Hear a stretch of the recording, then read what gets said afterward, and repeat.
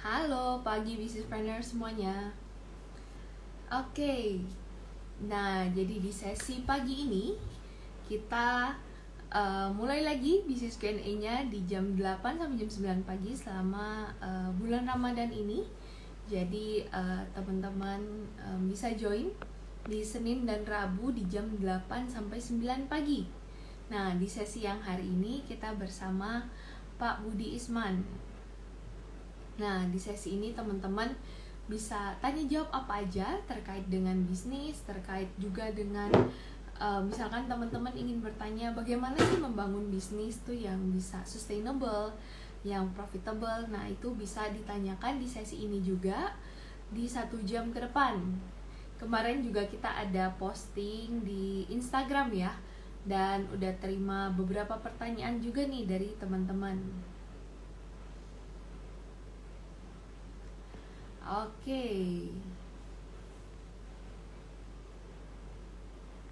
kita connect dulu ya ke Pak Budi.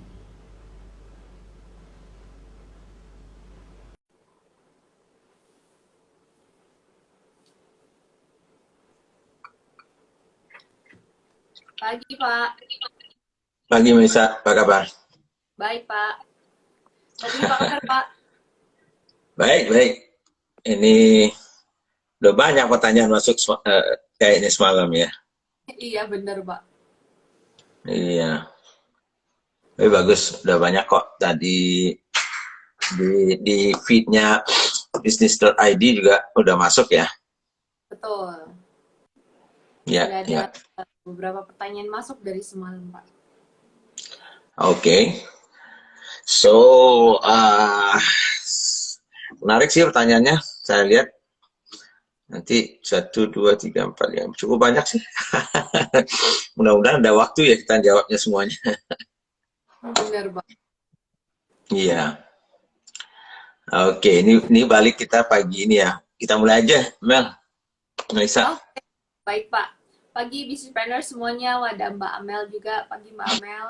Pagi businesspreneur semuanya. Eh ya, jadi kita jam 8 sampai jam 9 pagi ini bisnis Q&A bersama Pak Budi Isman, dan selama 1 bulan ke depan, di minggu depan juga di jam yang sama, jadi teman-teman bisa join terus di acara bisnis Q&A. Dan untuk acara bisnis forum tetap di hari Sabtu ini di jam 10 sampai 11.30 pagi ya. Oke, langsung saja kita mulai supaya kita keburu nih untuk bahas pertanyaan dari teman-teman businesspreneurs. Ya, Oke, Budi. Kita mau jadi langsung masuk ke pertanyaan atau mungkin ada yang mau di opening dulu, Pak? Silakan, Pak.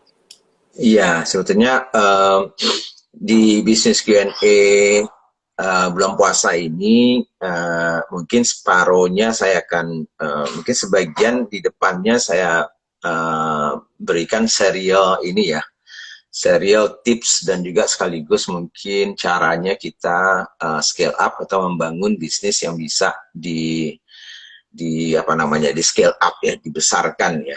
Jadi 4 kali kita puasa ini mudah-mudahan ya, 4 kali kita hari Rabu ini sebelum kita tanya jawab, mungkin saya kasih dulu mungkin masukan atau tips ya, scale up bisnis masing-masing ya.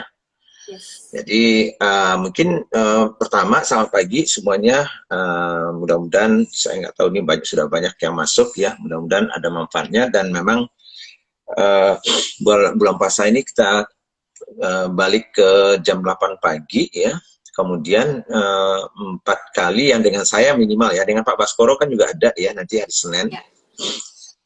Tapi yang dengan saya pilih topik yang 4 kali ini sebagian deh di luar dari Q&A-nya, pertanyaan, ya, tanya jawab, itu adalah scale up bisnis ya, bagaimana kita scale up bisnis kita gitu ya. Nah, kenapa topik ini saya ambil? Karena banyak sekali juga teman-teman kan bisnis melakukan bisnis itu kan tergantung motivasi dan objektifnya.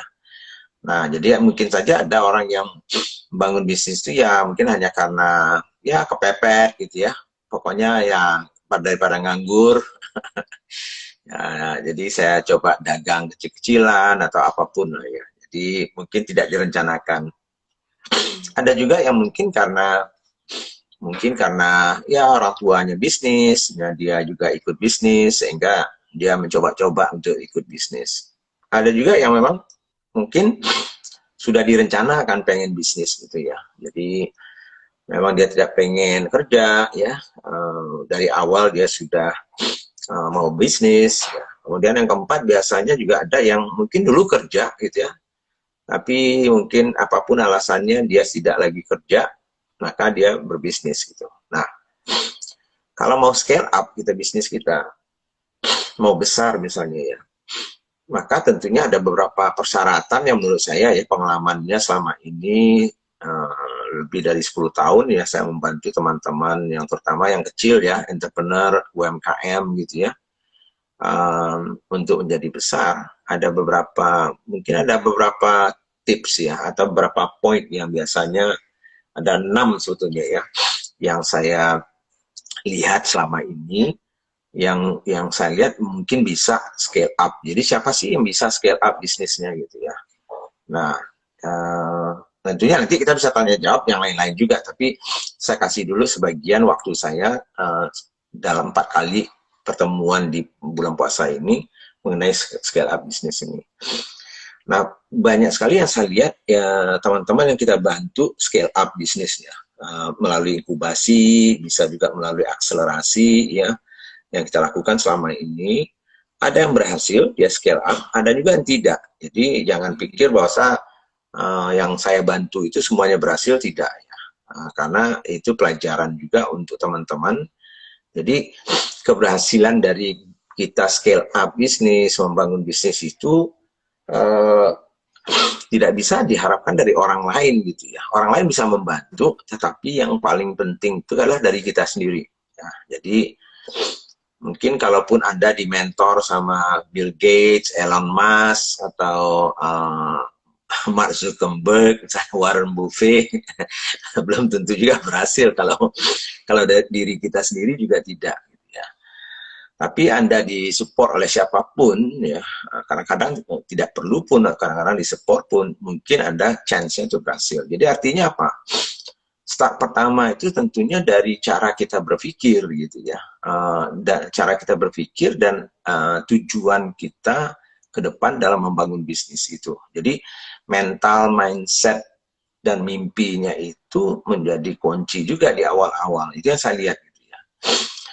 So ada juga itu yang waktu mentoring dengan saya misalnya, walaupun mentoring mungkin bukan serius ya, tapi beberapa kali pertemuan dengan saya, sulit saya menangkap misalnya keinginan dia untuk menjadi betul-betul besar gitu ya. Jadi pikirannya selalu jangka pendek gitu ya, selalu takut mengambil risiko ya. Selalu juga tidak percaya dirinya itu bisa melakukan. Jadi ada beberapa hal yang secara prinsip. Jadi yang pertama itu adalah yang akan membuat kita bisa scale up itu adalah diri kita, kan itu ya. Jadi mulai dari cara pandang kita, wawasan kita, cara pikir, mimpi kita. Ya. Jadi kalau itu nggak ada, ya mau dikasih modal sebesar apapun mungkin juga tidak bisa gitu. Ada orang yang malah saya kasih modal misalnya, ya saya lihat dia punya potensial misalnya, ada yang saya lihat punya potensial segala macam, gimana? Coba kita scale up, kalau memang ada kekurangan modal mungkin saya coba kasih modal misalnya, tapi dia nggak berani gitu. Jadi ada faktor mungkin tidak berani mengambil risiko itu misalnya ya. Ada juga yang takut, ya Pak saya begini-begini aja udah cukup lah, gitu ya. Kalau sudah ada yang begitu mentalnya, atau nah itu juga repot gitu ya. Nah ada juga yang misalnya dari sisi mindsetnya itu, kalau apa yang saya dapat sekarang ini ya saya nikmati aja Pak gitu ya. Nah, jadi saya nggak perlu nabung, saya nggak perlu, karena kalau kita mau scale up kan harusnya kita berpikir bahwa bagaimana kita istilahnya kalau di startup itu bootstrapping ya, bagaimana kita menggunakan segala sumber daya kita seminim mungkin ya untuk membangun bisnis itu, dan juga kita harus berani juga untuk mengambil risiko sehingga kita mengkonsumsi mengkonsumsi itu jangan terlalu banyak dulu di awal-awal ya, karena kita membutuhkan funding nantinya gitu ya. Jadi sebetulnya ada 6 hal ya. Nanti saya baru cerita satu ya. Jadi pertama soal mindset dan tadi karakter berpikirnya. Kemudian soal strategic plan-nya atau rencana dan strateginya. Lalu yang ketiga itu adalah bisnis model yang dipilih. Nantinya itu akan menentukan juga dia bisa scale up besar banget atau tidak. Kemudian yang kelima itu adalah tim ya. Jadi bagaimana tim itu bisa dibangun. Nah terakhir baru funding ya, atau pendanaan. Jadi funding itu saya taruh di belakang sekali karena memang biasanya kalau bisnisnya bagus ya, yang lain-lain itu misalnya ada gitu ya, biasanya funding itu tidak sulit ya.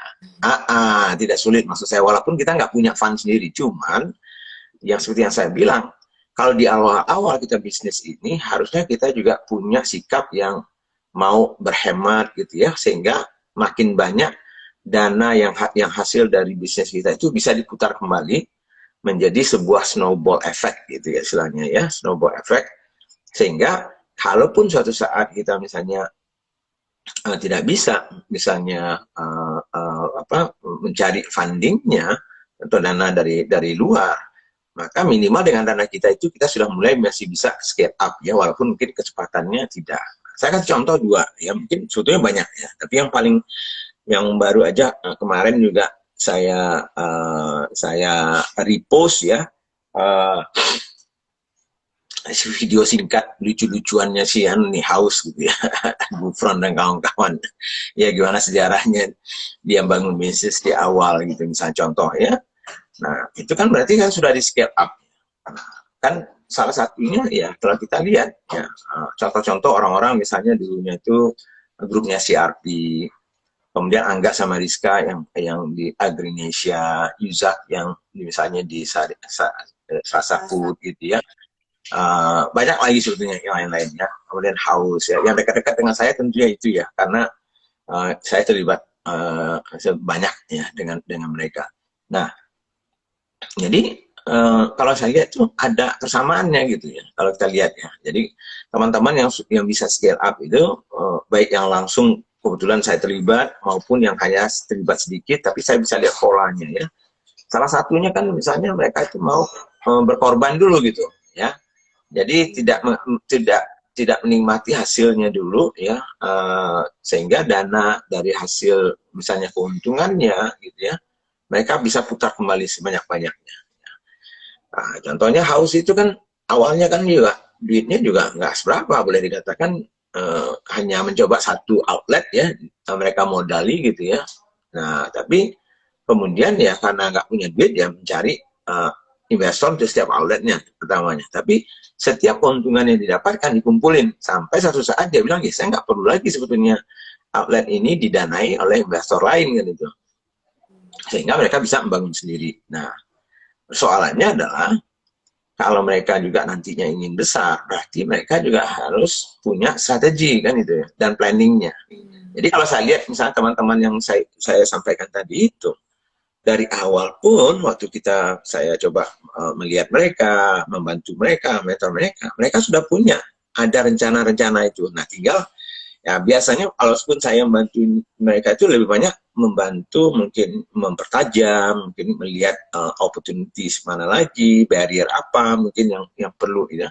Tapi minimal mereka sudah mulai. Jadi kalaupun tidak ya biasanya itu yang salah satunya ya, sudah harus ada strategic plan-nya. Jadi apa sih rencananya yang akan kita lakukan untuk scale up itu, karena scale up itu nggak bisa tidak direncanakan gitu. Nggak ada tiba-tiba ujuk-ujuk oh kita bisa scale up ya gitu. Jadi pertama tentunya kita sendiri ya, keberhasilan scale up itu tentunya diri kita, bukan karena orang lain ya, termasuk mentornya, coachnya siapa, itu hanya membantu ya. Jadi saya juga selalu bilang begitu ke teman-teman yang saya support ya. Nah, saya hanya bisa membantu mungkin ya, bukan memastikan Anda bisa berhasil atau tidak. Karena kalau kita sendiri tidak punya mental yang seperti yang tadi saya bilang tadi itu ya misalnya ya, maka akan sulit sekali mereka bisa berhasil dan sekaligus scale up. Jadi yang kedua, selain dari tadi itu mindset, wawasan, karakternya untuk scale up itu, yang kedua harus ada strateginya. Ya. scale up-nya ya, strategi itu scale up itu. Nah, ada beberapa sebetulnya yang memang strategi itu tentunya Anda harus punya pengetahuan dan juga skill bagaimana membuat strategi itu gitu ya. Jadi strategi itu sendiri dia memang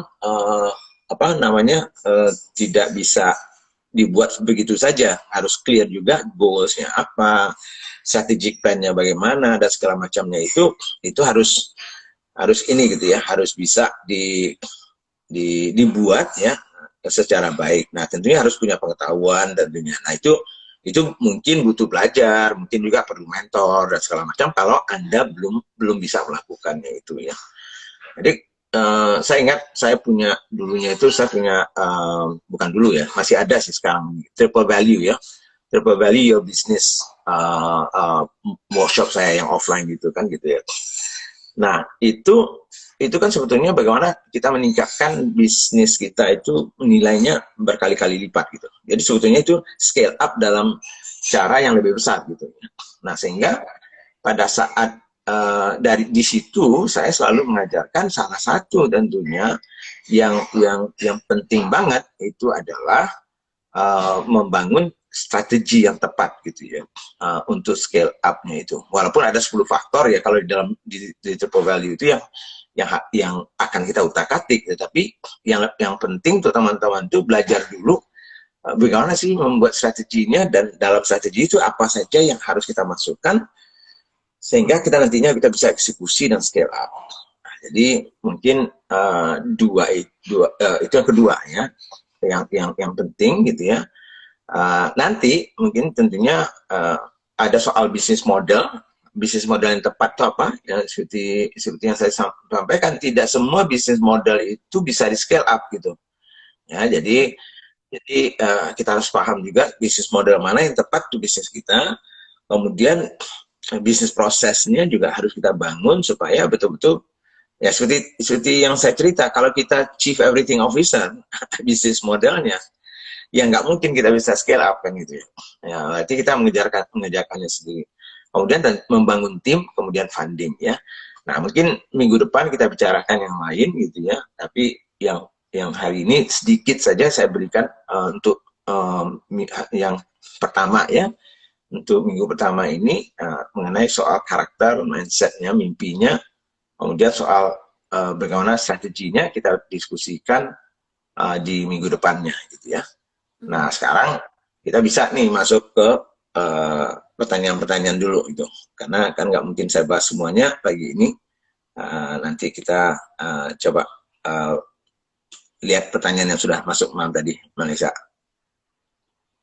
Oke, siap Pak. Wah ini topiknya seru banget nih. Jadi teman-teman bisa pantau terus series Business Q&A ini. Jadi kita hari ini Pak Budi baru bahas singkat nih di 2 poin ya Pak ya untuk belajar scale up bisnis. Nah nanti kita akan bahas di sesi berikutnya. Sekarang kita masuk ke Q&A. Oke, pertanyaan pertama dari Abu Rizal Malah. Okay. Bagaimana cara Pak Budi mengelola tim agar produktif dan tidak leha-leha? Seringkali kerjaan banyak dan harus diselesaikan dengan segera. Tapi karena di pikiran mereka yang penting selesai hari ini. Terkadang mereka malah hanya duduk saja dan sambil main gadget, sambil kerja. Tapi jadinya sangat pelan. Oke. Bagaimana caranya mengolah tim ya, produktif tidak leha-leha. Sebetulnya ya itu, mungkin kalau Anda lihat pun beberapa postingan saya ya mengenai tim dan mengelola tim ya, termasuk di dalam postingan saya bahwa sebagai pimpinan ya kita harus membangun sistem manajemen ya. Nah, sistem manajemen itu artinya apa? Pertama kita harus ada planning kan gitu ya. Nah, jadi rencananya itu rencana bisnis kita atau rencana kerja kita yang kemudian kita berikan ke tim kita kan gitu, kita bagi-bagi nih, kita delegasikan itu kan itu. Jadi gunanya tim itu kan sebetulnya kan mengerjakan pekerjaan yang harusnya kita kerjakan kan itu, yang sudah ada rencananya. Kalau enggak buat apa tim kan itu ya, kalau enggak ya kita kerjain sendiri. Nah, kita memerlukan tim karena kita tahu bahwa kita nggak bisa mengerjakannya semua. Sehingga kita mendelegasikan dan membagi-bagi. Jadi, ada unsur perencanaan kerjanya. Yang kedua, mendelegasikan pekerjaannya ke tim. Jadi, pertama, kita harus jelas dulu apa yang kita delegasikan ke tim itu. Kan gitu ya. Nah, jadi jangan tim itu nggak tahu. Jadi kadang-kadang orang yang suka dia leha-leha, karena mungkin dia nggak tahu apalagi sih harus dikerjakan gitu. Nah, jadi seolah-olah saya nggak ada kerjaan nih. Tadi kayaknya sudah dikasih, saya sudah selesai gitu. Nah, kerjaan saya apalagi ya? Nah, kalau begitu, berarti belum clear sebetulnya. Ya, kerjaannya itu lebih ke project aja jadinya. Gitu. Padahal kan pekerjaan itu sendiri, kalau istilahnya saya itu, kalau kita merekrut satu orang, berarti kita paham bahwa orang ini harus bisa bekerja minimal tentunya full time ya, misalnya 8 jam sehari misalnya. Kecuali kalau kita tidak bekerjakan dia full time. Nah, artinya apa? Kita sudah harus punya job description namanya. Apa pekerjaan-pekerjaan yang harus dia kerjakan memang sehari-hari ya. Jadi tanpa diawasi pun kita sudah tahu bahwa dia akan mengerjakan itu. Nah, tentunya itulah yang dimasukkan juga di dalam perencanaan kita dan delegasinya kita ke dia. Gitu. Kalau dia misalnya setiap hari Anda berikan dia pekerjaan, setelah itu selesai, habis itu dia nunggu lagi perintah Anda untuk mengerjakan, berarti itu orang sebetulnya nggak perlu full time, kan gitu. Nggak perlu full time kalau gitu. Jadi buat apa kan itu? Jadi nggak bisa. Gitu. Nah, pekerjaan inti dia itulah yang harus kita jelaskan ke mereka gitu. Nah, itu satu. Jadi pertama lagi ada perencanaannya. Kalau memang kita butuhkan dia full time, berarti kita sudah harus punya apa yang harus dia kerjakan itu. Ya. Nah, yang kedua tentunya bagaimana kita memonitor pekerjaannya kan itu. Jadi caranya monitor pertama kita harus mendelegasikan dan juga menyiapkan istilahnya itu pekerjaannya itu targetnya ya. Tadi itu job description-nya. Sehingga itulah dasarnya KPI namanya Key Performance Indicator ya, indikator dari pekerjaannya itu bagus atau tidak, selesai atau tidak. Jadi kita kasih dia pekerjaan itu, kita monitor berdasarkan apa yang kita berikan itu, ya. Nah dari situ kita berikan feedback ke mereka, evaluasi, ya, apakah pekerjaannya mereka bagus atau tidak. Jadi kalau Anda sudah mengerjakan, sudah punya itu dan ada feedback terus-menerus, apakah itu setiap hari, apakah itu setiap minggu, ya terserah Anda, ya tergantung bagaimana tim Anda itu sendiri ya. Maka biasanya mereka tidak akan lagi. Jadi artinya kalau mereka bisa berleha-leha, artinya mereka pertama memang kurang kerjaan. Kalau kurang kerjaan, ngapain Anda rekrut dia kan gitu. Mungkin kalau tadi ada 3 orang, harusnya mungkin cuma 1 orang aja. Jadi mungkin Anda tidak bisa membuat menganalisa kebutuhan pekerjaan itu sendiri. Mungkin terlalu banyak orang Anda gitu. Itu kalau sebagai saya sih gitu. Itu ya kira-kira ya Melisa. Yes. Jadi tadi jelas juga ada KPI-nya ya Pak ya, karena mungkin kadang dia betul. Kayak mungkin nih kerjaannya masih bisa dicicil di 2 hari, 3 hari gitu ya. Ya. Oke. Ini ada banyak pertanyaan lain. Kita ingin yang di komen dulu atau yang ada di chat live ini Pak? Kan komen ada, ambil juga di satu gantian ya. Ambil komen satu, lalu yang di langsung di chatting ini kita ambil satu. Boleh, siap Pak. Oke, dari pertanyaan dari kapan Ninja, dari Alpha dari Papillon Comics, apakah reward terbaik untuk membuat tim selalu termotivasi Pak? Apakah reward yang terbaik agar tim termotivasi gitu ya? Reward itu gini ya. Ingat bahwa setiap orang itu tidak sama apa yang motivasi mereka. Ya. Jadi ada orang yang termotivasi karena duit, ada yang mungkin karena pekerjaannya, atau mungkin karena dia merasa bermanfaat, macam-macam kan itu. Nah, jadi makanya kita juga harus hati-hati, tidak selalu menyamakan semuanya. Tapi ya biasanya di dalam sebuah perusahaan atau bisnis itu pasti ada unsur materinya, itu juga akan membuat mereka bisa termotivasi sesaat ya. Jadi saya selalu mengatakan sesaat ya, sebab materi itu biasanya hanya sesaat gitu. Jadi saran saya adalah pertama, biasanya kalau kita lihat misalnya kenapa sih orang mungkin keluar dari perusahaan. Nah, mungkin dari situ kita bisa lihat nih, kenapa sih orang keluar? Berarti kan biasanya orang keluar itu pasti ada masalah kan. Entah itu tidak termotivasi atau nah, kebanyakan ya mungkin materi atau gaji atau yang lain-lain itu mungkin nomor dua, nomor tiga.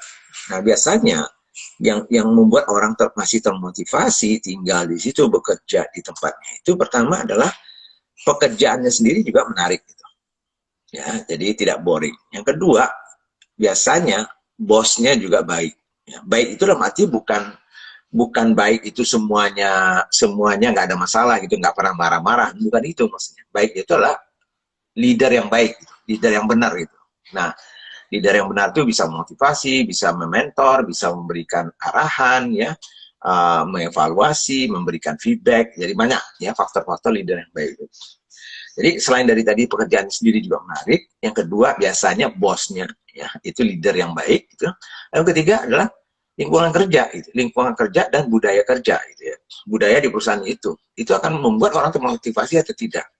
Nah, setelah itu biasanya tentunya ada unsur ya uangnya atau gajinya dan segala macam. Jadi saran saya adalah perbaiki semuanya untuk kemudian kalau mau lebih spesifik lagi, tentunya kita harus memahami konsumen tim kita. Nah, di dalam postingan saya sebelumnya kan ada tuh apa sih yang mau motivasi ya setiap orang itu kan beda-beda. Ada 4 itu biasanya ya.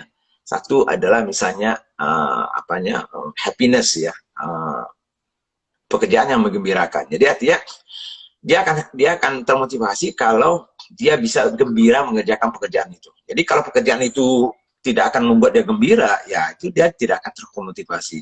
Ada yang karena misalnya pekerjaan itu sendiri ya adalah sesuatu yang memang dia suka gitu ya. Artinya dia suka mengerjakan pekerjaan-pekerjaan. Jadi karena dia merasa mungkin ya artinya apa ya, itu orang orang seksi sibuk biasanya itu ya. Jadi kalau makin dikasih ke pekerjaan banyak, makin termotivasi dia karena dia merasa penting gitu ya.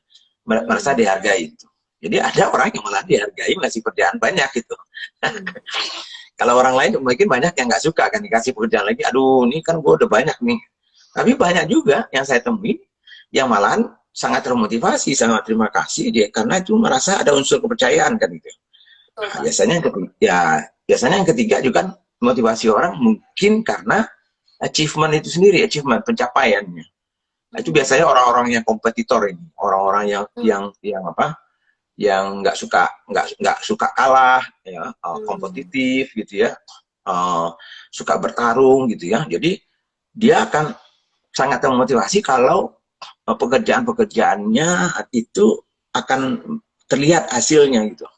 Dan biasanya orang-orang begini itu perlu ditampilkan, orang-orang narsis biasanya nih ya.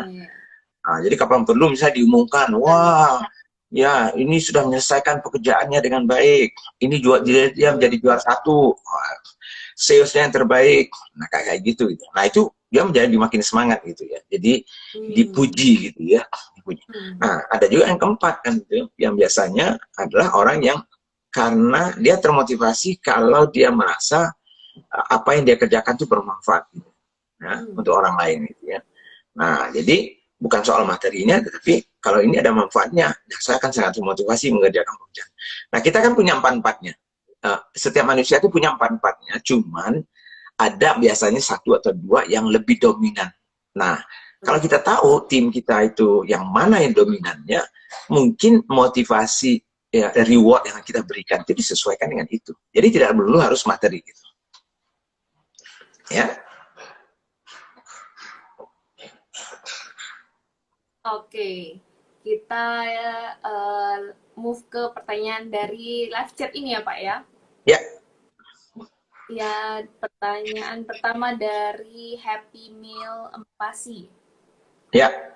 Berdasarkan pengalaman saat inkubasi atau akselerasi, apa saja penyebab gagal scale up dan apa saja penyebab yang sudah berhasil di scale up. Tadi mungkin udah sempat dibahas juga ya sama Pak Budi ya Pak? Udah sempat saya bahas. Jadi biasanya yang pengalaman saya itu pertama ya orangnya sendiri punya mental nggak mau scale up atau tidak kan itu ya. Mentalnya, karakternya, ya harus ada juga karakter yang tepat. Nah kan saya sudah bahas tadi itu ya. Ya.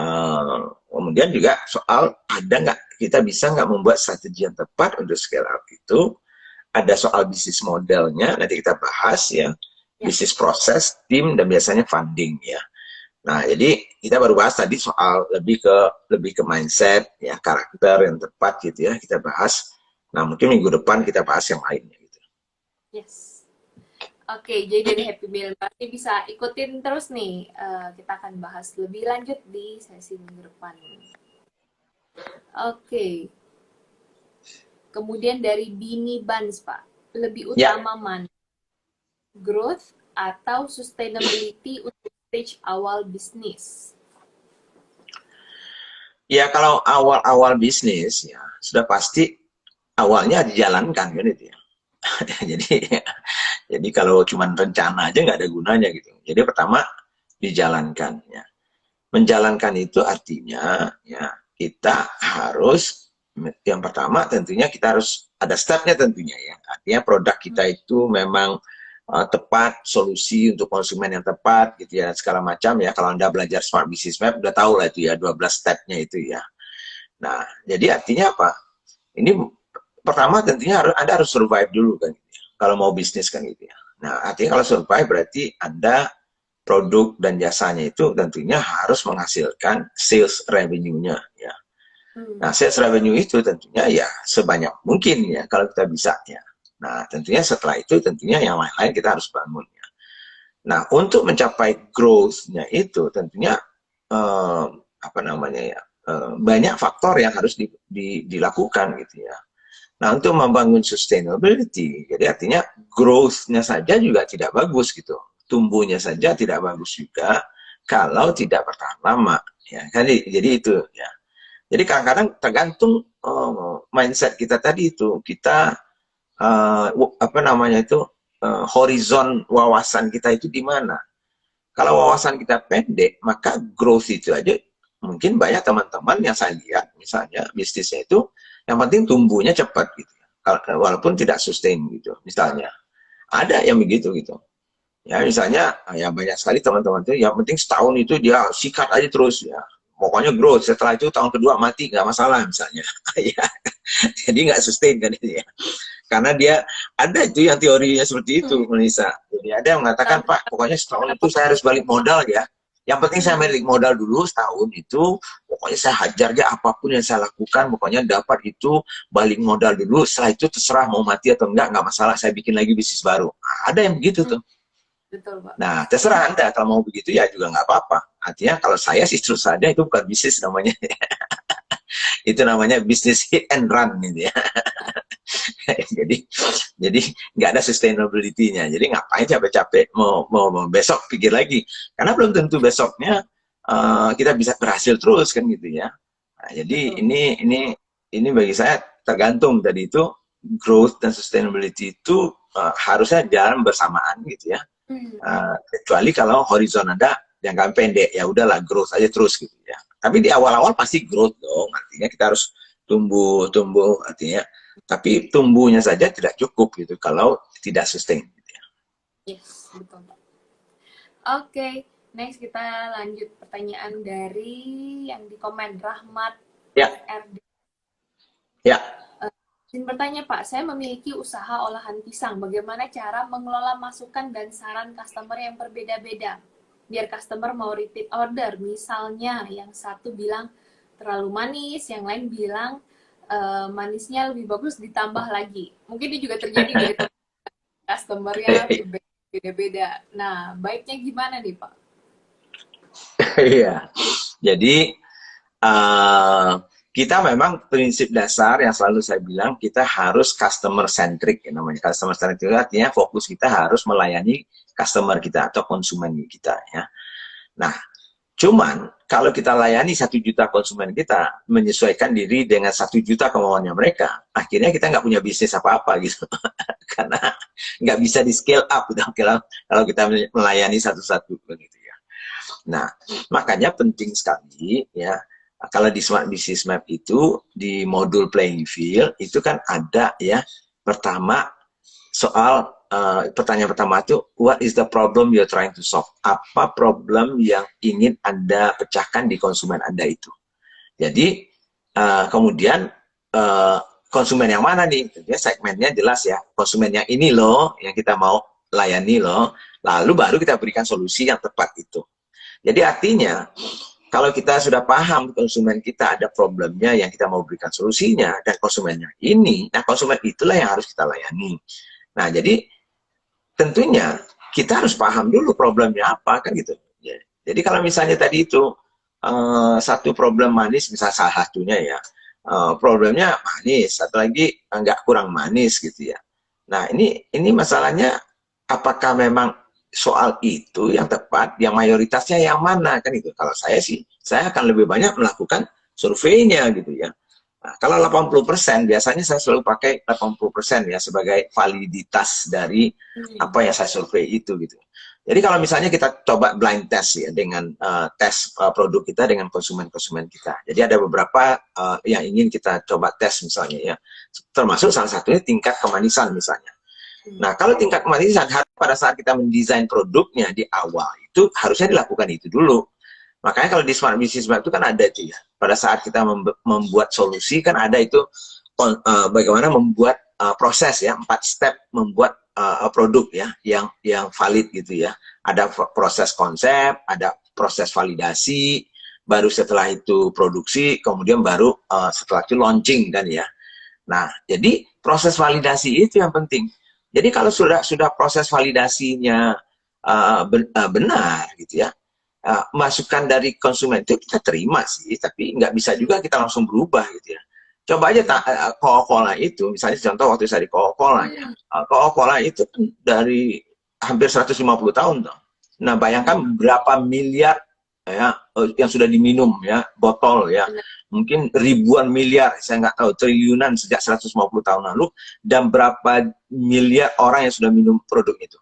Nah, bayangkan tuh, ada aja tuh yang satu bilang, kok Coca-Cola kurang manis ya, misalnya ya, boleh nggak ditambah gitu ya. Bayangkan ada 1 miliar orang beda-beda rasanya, lalu Coca-Cola harus melakukan perubahan formulasinya gitu.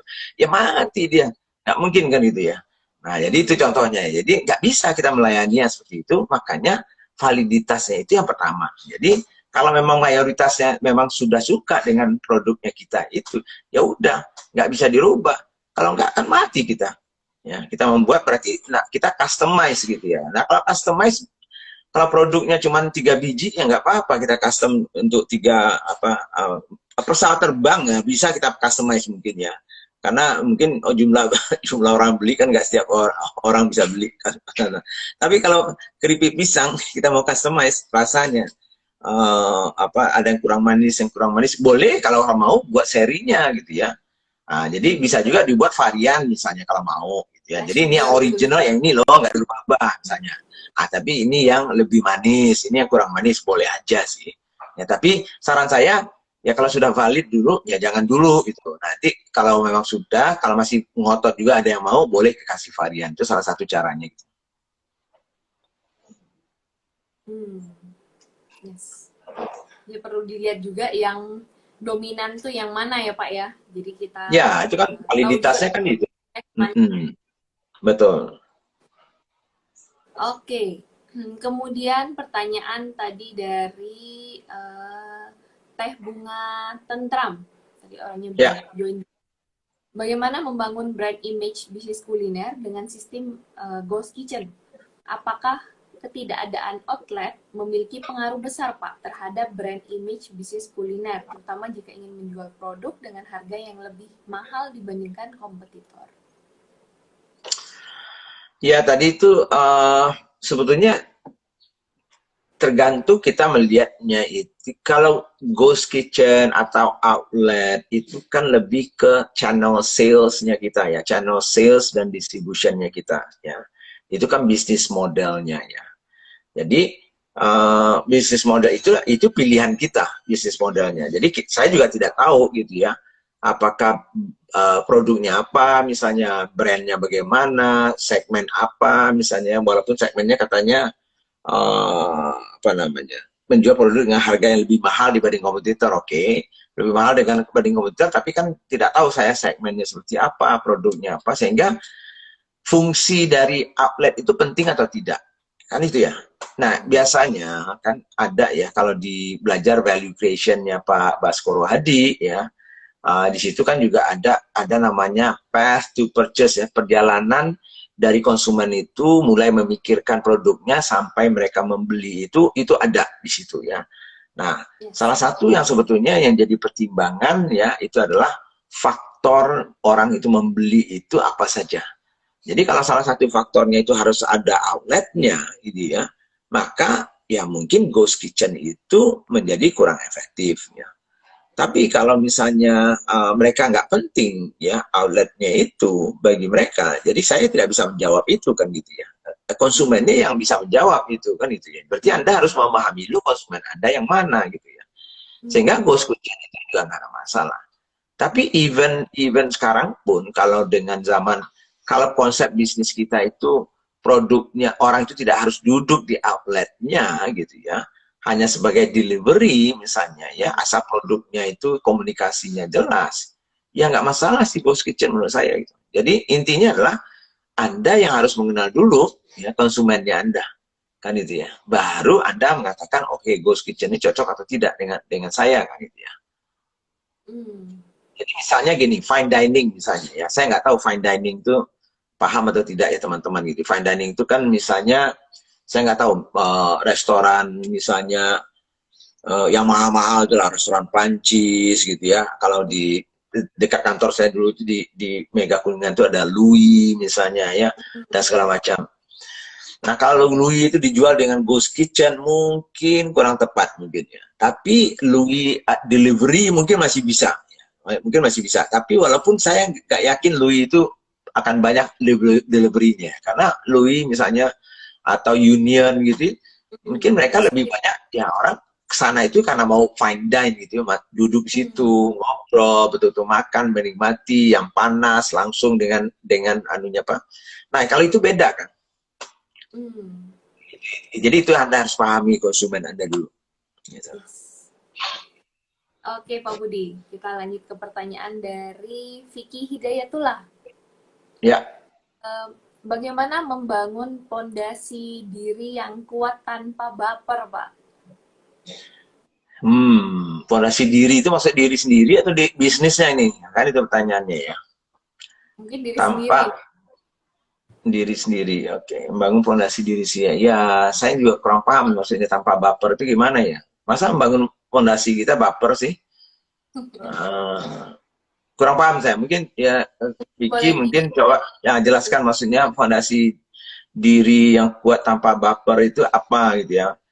Kalau kita membangun diri kita, memperbaiki diri kita, baperan kita, rasanya enggak sih ya. Jarang, ya nggak tahu saya. Jadi, mungkin kurang jelas ya. Coba kita cari pertanyaan lain dulu. Mungkin Vicky dia perjelas pertanyaannya. Iya Pak Budi. Oke, next dari Dugal Delivery, persyaratan bisnis bisa di scale up, itu juga tadi sudah dibahas ya. Jadi ikutin series ini untuk kita pelajarin poin berikutnya. Ya. Oke, berikutnya dari Karuma Barza, Pak. Ya. Saya berencana menambah outlet dalam waktu dekat, hanya masih kurang percaya diri dengan manajemen dasar sebelum outlet. Apa saja Pak yang setidaknya harus siap sebelum menambah outlet? Iya sama sih, itu kan sebetulnya sama seperti yang tadi itu, kita siap nggak untuk scale up kan ya. Nah salah satunya tentunya syarat dari scale up itu pertama adalah bisnis prosesnya dan timnya kan gitu ya. Kalau saya lihat misalnya mungkin fundingnya nggak ada masalah ya, saya tahu Karuma ini apotek kalau nggak salah ya. Jadi mungkin funding nggak ada masalah, oke. Cuman kurang percaya diri nih. Nah, penyebabnya kita tidak percaya diri apa? Nah, apakah bisnis prosesnya kah? atau misalnya timnya. Nah, Hmm. yang tidak kita percaya itu yang harus kita perbaiki gitu. Jadi pertama tentunya bisnis proses dan sistemnya harus ada dulu gitu. Terutama kalau kita nambah outlet itu kan berarti kita harus ada sistem monitoringnya gitu ya. Tadi itu ya, karena uh, kalau kita nggak punya sistem monitoring, evaluasi ya outlet itu, maka kita investasi nanti takutnya sia-sia. Kemudian ada juga masalah misalnya timnya sendiri, kita harus yakin bahwa timnya itu lebih independen dong. Karena biasanya kalau kita jauh dari outlet itu, ya timnya itu harus berani harus bisa independen dibandingkan dengan kalau kita ada terus di outlet itu gitu. Nah, oleh karena itu kita juga harus menyiapkan ya tim manajemennya gitu ya. Jadi kalau bisa misalnya saya nggak tahu nih, misalnya kalau memang cukup besar outletnya, mungkin ada outlet manajernya atau outlet supervisornya yang kita percaya yang bisa menjadi tangan kita untuk di outlet itu. Tapi sistemnya harus tetap dibuat supaya sistem itu juga membantu mempermudah proses, mempermudah monitoring, dan sekaligus mempermudah kontrol. Ya, karena biasanya outlet itu makin banyak outlet, kemungkinan bocornya outlet itu juga banyak. Jadi itu yang harus sistem kontrolnya juga harus ada. Hmm. Oke, Pak. Nah, ini juga sekaligus menjawab pertanyaan dari Ingredient Herbs nih. Ya, Poin untuk perhatikan dalam memulai pembukaan outlet. betul. Next dari Miakup 87. Untuk penyusunan KPI, apakah dibuat langsung owner atau melibatkan karyawannya? KPI itu harusnya ya, pertama harusnya satu turunan dari KPI besarnya perusahaan itu sendiri. Target perusahaan itu sendiri dipecah-pecah. Nah, kemudian baru dibagi-bagi itu menjadi KPI-KPI tertentu. Jadi artinya pertama pasti harus sinkron sejalan dengan KPI besarnya perusahaan kan gitu. Nah, yang kedua ya harus dilibatkan juga, kalau saya sih harus dilibatkan karyawannya, timnya gitu, supaya timnya ini tidak merasa bahwa ini KPI-nya nggak mungkin nih saya buat. Misalnya seperti terutama orang-orang yang punya target misalnya ya, misalnya target penjualan misalnya ya. Jadi misalnya kita asal pasang aja nih suka-suka hati kita. Ya, kita tahu sebetulnya sebenarnya paling tinggi misalnya 1 M sebulan. Lalu kita kasih target mereka 20 M misalnya. Ya, karena ya apapun alasannya misalnya. Nah, kalau begitu mereka kalau mereka nggak punya masukan dan tidak kita dengarkan masukannya mereka, maka mereka akan menerima tapi dengan berat hati toh. Nah, kalau dia nggak tercapai KPI-nya, dia akan tidak termotivasi gitu ya. Kemudian kita pun juga mungkin marah-marah, padahal tidak realistik. Makanya KPI itu harus disusun juga. Kalau Anda lihat di postingan saya, ada yang namanya menyusun objektif atau target memakai SMART, S-M-A-R-T ya. Specific, measurable, achievable, realistic, dan timely. Anda coba lihat di postingan saya. Nah, pakai itu, ya, artinya si karyawan pun juga terlibat supaya mereka memiliki targetnya itu dan KPI-nya, bukan kita saja yang memiliki. Kalau dia juga merasa memiliki karena dia ikut memberikan masukan, maka dia ikut lebih bertanggung jawab kan. Jadi kita bisa mengatakan ke mereka bahwa, lu kan juga udah kasih masukan. Kalau tahu dulunya itu memang lu nggak mau targetnya segitu, lu kasih tahu dulu, Bang. Kalau lu sudah setuju, ya berarti lu juga harus bisa dong. Kan kira-kira kan gitu. Nah, jadi itu yang penting sih dianukan gitu ya.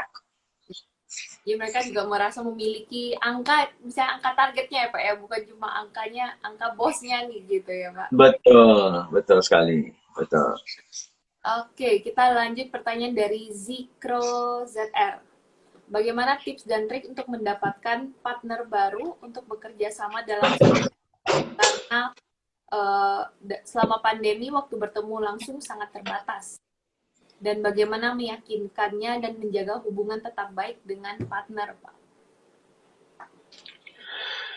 Oke, partner baru untuk kerjasama satu tim. Karena pandemi waktu bertemu langsung sangat terbatas, sehingga meyakinkan menjaga hubungan tetap baik. Ya pertama tentunya yang seperti saya sampaikan selalu bahwa kalau mencari partner itu ada beberapa syarat ya. Pertama yang paling penting itu adalah satu visi atau tidak mereka. Ya, satu arah atau tidak dengan kita. Ingat bahwa seperti yang saya sampaikan beberapa kali, kalau kita membangun sebuah organisasi, bisnis ini organisasi kan. Itu berarti kan kita kumpulan dari orang-orang yang punya satu tujuan. Jadi bukan dua tujuan atau tiga tujuan gitu. Jadi kalau kita punya dua partner, bukan berarti dua tujuan, karena partner kita lain lagi tujuannya, kita lain lagi tujuannya. Jadi kalau itu nggak ada, yang lain-lain itu bagi saya nggak ada artinya gitu. Jadi itu satu yang pertama yang paling penting. Lalu yang kedua tentunya ya, kalau kita sudah satu tujuan berarti kita harus punya apa namanya trust ya, kepercayaannya. Jadi bisa nggak kita percaya? Dia percaya kita nggak? Atau dan kita juga percaya dia nggak? Ya kalau kita sudah tidak saling tidak percaya, nggak ada gunanya, nggak ada. Karena apalagi misalnya seperti pandemi ini kita jarang ketemu, ya berarti kita harus betul-betul sangat bisa percaya bahwa ini kita bisa jalankan bersama-sama gitu. Walaupun secara fisik mungkin kita nggak hadir. Lalu yang ketiga tentunya saling mendukung. Artinya saling mendukung itu adalah kalau bisa cari partner yang punya kelebihan yang dimana kita punya kekurangan. Nah, jadi kalau idealnya kan begitu, ya. Jadi kalau bisa seperti itu, ya itu bagus. Oke, wah udah nggak terasa, udah 8.54 nih Pak. Kita lanjut ke pertanyaan dari Arifin Prayogi. Bagaimana tanggapan Pak Budi soal harga iklan di digital yang semakin mahal? Apakah ada alternatif lain? Saya beberapa kali mendengar soal konsep community marketing yang menjadi salah satu solusi. Ya, ya sebetulnya kalau dulu kan di awal-awal mungkin sosial media ya mungkin nggak terlalu mahal ya karena belum banyak orang pakai gitu ya. Tapi sekarang ini sudah hampir semua orang memakai itu sehingga sudah pastilah yang namanya Facebook, Google itu pasti naikkan harga lah, demand and supply ya. Jadi sudah pasti gitu. Nah, walaupun bagaimana, yang satu mungkin menyiasatinya itu adalah harus selalu berpikir ya kalau mau iklan itu harus jelas objektifnya apa, kemudian kira-kira investasi yang diharapkan dari iklan itu bagaimana pengembaliannya ya. Jadi artinya setiap kita membuat iklan itu jangan asal karena kita wah kita pengen iklan ya kita iklankan. Jadi akhirnya kita nggak tahu nih hasilnya itu efektif atau tidak ya. Sehingga dana uang yang kita jadi artinya kalau kita beranggap dia sebagai investasi nggak ada masalah. Jadi contohnya aja kalau kita mengeluarkan misalnya 50 juta untuk iklan. Kalau kita bisa menghasilkan 1M, ya nggak ada masalah kan? Ya bukan soal mahal dan murahnya, ini masalah efektif atau tidaknya, gitu ya. Kalau saya sih nggak ada masalah mengeluarkan 1M, ya. Asal saya mendapatkan misalnya 1 triliun, ya kan nggak mahal. Dibandingkan saya mengeluarkan 50 juta, ya, kayaknya lebih murah dong daripada 1M. Tapi saya hanya menghasilkan 20 juta. Lebih mahal iklan saya dibanding hasil saya gitu. Tapi kalau saya bisa mengeluarkan 1M dapat 1 triliun, ya nggak masalah 1M itu. Ya kan? 10M pun juga nggak masalah saya ngeluarin. Asal dapat 1 triliun. Itu kan prinsip investasi. Nah, itu salah satu caranya. Lalu yang kedua, tentunya, kalau memang kita nggak mau juga menggunakan itu, ya salah satunya itu yang iklan yang paling tua itu bukan iklan ya, cara komunikasi yang paling efektif di dunia ini ya, yang dari dulu zaman dulu ada adalah mulut ke mulut, word of mouth, WOM, word of mouth ya. Nah, itu yang namanya community marketing, community itu sebetulnya kan itu dasarnya, basisnya kan itu. Jadi kita harus membangun tribe kita, apa namanya community kita, dan menggunakan cara mulut ke mulutnya itu. Nah, melalui apa? Lewat sosial media ini bisa tentunya melalui review, melalui kontak, melalui segala macam. Walaupun kalau dulu word of mouth itu dari mulut ke mulut itu secara fisik kan gitu ya. Pas lagi di arisan, bisik-bisik, ngobrol-ngobrol, ih itu ada produk loh, bagus banget loh, kemarin saya beli, misalnya ya. Nah, itu bisik-bisik, keluar lagi bisik-bisik. Tapi dengan zaman sosial media, sebetulnya konsep WOM itu, WOM itu, word of mouth itu, kita bisa create melalui sosial media, kan gitu ya. Lewat apa? Lewat membangun community kita. Jadi itu bisa. Ya, itu bisa. Oke, pertanyaan berikutnya dari Melisa Putri. Bagaimana caranya after sales yang bagus dan menciptakan repeat order, Pak? After sales yang bagus ya. Nah, kalau di Smart Business Map itu ada di modul market landscape, pertanyaan nomor 8 kalau nggak salah, how do you keep your customer, ya. Jadi artinya, jadi sales saja memang tidak cukup ya, karena sales itu harus ada follow up-nya, yang kalau di value creation-nya Pak Baskoro itu di path to purchase-nya, perjalanan pembeliannya itu ada di ujungnya, itu adalah follow up istilahnya ya, follow up-nya ya. Follow up dari sales. Jadi pertama tentunya produknya sendiri juga harus menjual istilahnya ya. Jadi kalaupun kita sudah menjual produknya itu, tapi produknya sendiri tidak menjual, maksudnya itu valid gitu ya. Jadi kalau produknya sendiri nggak bagus, ya orang nggak akan beli ya. Dia mau program apapun, Anda tarik pun dia ada paksa todong kepalanya pakai pistol pun mungkin nggak mau beli lagi dia gitu, kalau produknya nggak bagus kan gitu. Tapi kalau produknya bagus, ada kemungkinan dia akan repeat order. Nah, disitulah letaknya yang kita namakan customer management-nya itu ya. Apakah itu namanya customer service atau apapun lah yang Anda namakan itu. Jadi, customer management itu artinya adalah bagaimana kita memfollow up orang-orang ya yang sudah membeli produk kita itu supaya mereka menjadi yang namanya itu loyalis ya. Pertama harus produknya mereka oke dulu, jadi satisfied. Setelah itu mungkin kita tetap keep in touch dengan mereka, kita misalnya database-nya ada sama kita sapa dia, mungkin sekali sebulan, kita terus ada komunikasi dengan dia sehingga dia menjadi loyal. Nah, dia kalau dia sudah membeli kembali berarti loyal. Nah, tetap kita engage dengan dia. Nah, sampai suatu saat dia menjadi seorang advokatnya kita. Advocate itu adalah orang yang mau menyebarkan kembali mengenai produk kita dan kebaikan-kebaikan kita kepada orang lain tanpa harus dibayar. Jadi harus ada prosesnya itu dulu.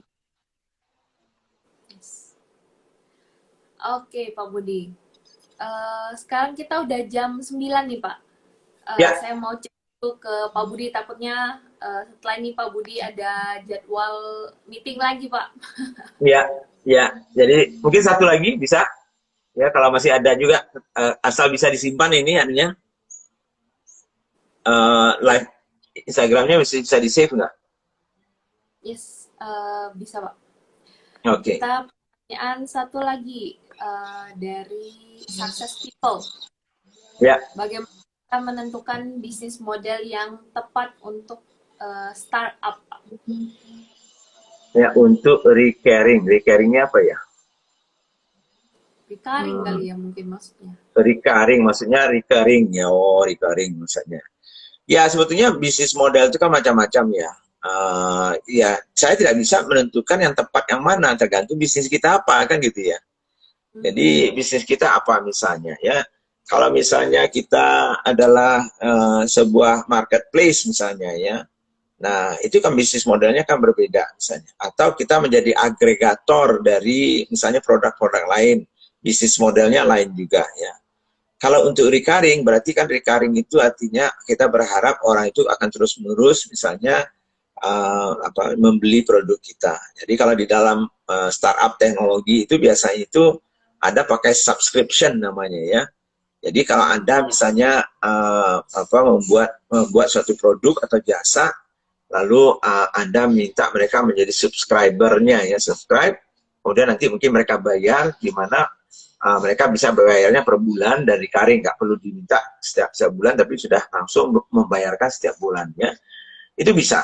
Nah, kalau bisa Anda gunakan untuk bisnis yang biasa, bukan startup teknologi, bisa juga. Ada beberapa kemarin itu ada yang saya lihat, misalnya kopi ya, yang mereka malahan pakai subscription. Jadi Anda, misalnya Anda pakai member gitu ya, Anda bayar misalnya ke mereka, misalnya setiap bulan kebutuhan kopi Anda itu akan dipenuhi misalnya setiap minggu gitu. Nah, Anda tinggal mengisi data, kopi apa yang Anda suka, hari apa biasanya mau di delivery, nah sehingga Anda bayarnya misalnya katakanlah 200.000 sebulan. Nah, lalu dikirim misalnya sekali seminggu misalnya. Nah, itu juga bisa sih. Tapi tentunya gitu ya, tidak semua produk-produk yang biasa juga bisa digunakan bisnis model seperti itu. Jadi nanti Anda bisa coba pilih-pilih bagaimana. Jadi memang ada beberapa syarat tentunya untuk memakai recurring business model seperti itu. Oke, Pak Budi. Nah, ini yang terakhir dari Soleh Tegali. Ya, Saya baru ikut Business Map. Ada bukunya atau kita bisa dapat dari mana ya? Nah, untuk Smart Business Map 7.0, teman-teman bisa dapat dari mana saja dan kapan saja, bisa langsung akses di aplikasi atau websitenya Business ID. Dan itu ya, teman-teman akses lifetime atau seumur hidup, jadi teman-teman cukup daftar sekali dan itu udah bisa diakses terus ya. teman secara fleksibel. Oke, thank you business planner semuanya. Masih banyak pertanyaan, keren banget nih antusiasmenya pagi ini. Walaupun lagi puasa tetap semangat ya. Nah, Ya, jadi kita akan bertemu sesi bisnis Q&A minggu depan di jam yang sama, jam 8 sampai 9 pagi, di hari Senin bersama Pak Baskoro Hadi, dan di hari Rabu bersama Pak Budi Isman. Thank you, Pak ya. Budi. Oke, terima kasih semua teman-teman ya. Selamat pagi, selamat puasa bagi teman-teman yang puasa ya. Mudah-mudahan sehat dan tetap semangat walaupun puasa. Terima kasih, Melisa. Terima kasih, Sama-sama ya. Pak. Oke.